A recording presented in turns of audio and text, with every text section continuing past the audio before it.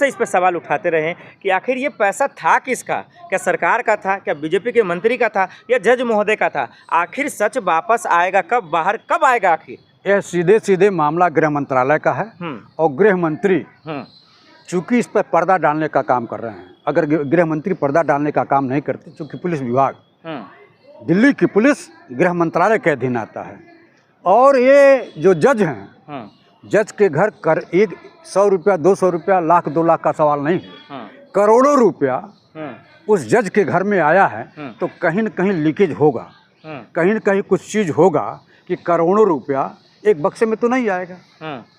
और रुपया आया कहाँ से, कैसे आया, जबकि इनके यहाँ सिक्योरिटी रहती है। कोई भी जज ऐसा नहीं जिनके यहाँ सिक्योरिटी ना हो।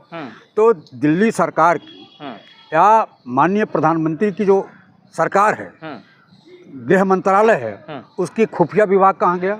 लेकिन आप जो आरोप लगा रहे हैं कि ये तमाम पैसा सरकार का है, कानून व्यवस्था की जो डोर संभाल है उनका है, वो लेकिन जज के घर में क्यों पैसा रखेगा? ये भी तो सवाल है ना सर। एक बात बताऊं, ये आरोप नहीं है, ये सच्चाई है कि वो रुपया जब मिला जज के घर में मिला।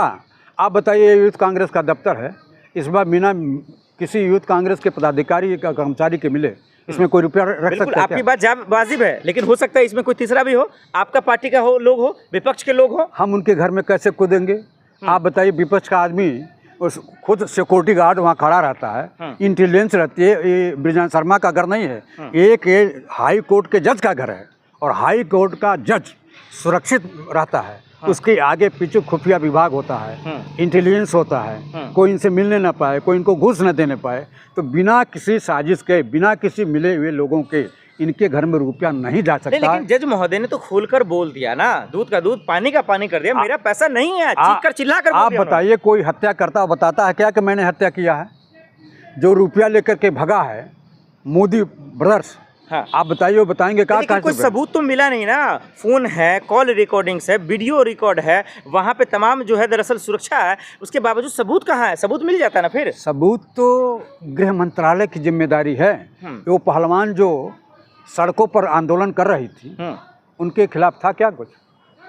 उनके लिए कुछ किया क्या है सरकार? यह सरकार केवल लोगों की हमदर्दी बटोरना। सुप्रीम कोर्ट पे तो भरोसा है, उन्होंने तो जांच किया, रिपोर्ट भी सौंप दिया उन्होंने, सब्र रखिए ना। आप बताइए, अगर कोई पत्रकार साथी है और नेताओं के चोली और दामन का संबंध नेता और पत्रकार का होता है, तो अगर कोई गलत में कर दिया तो निश्चित रूप से आप पर्दा डालने का प्रयास करेंगे। अगर आपने कहीं गलती किया तो मैं पर्दा डालने का सर, रिपोर्ट का पन्ना आज नकल खुलेगा, दूध का दूध पानी का पानी होगा, सबूत सामने आएगा। वो तो कल ही खुलेगा।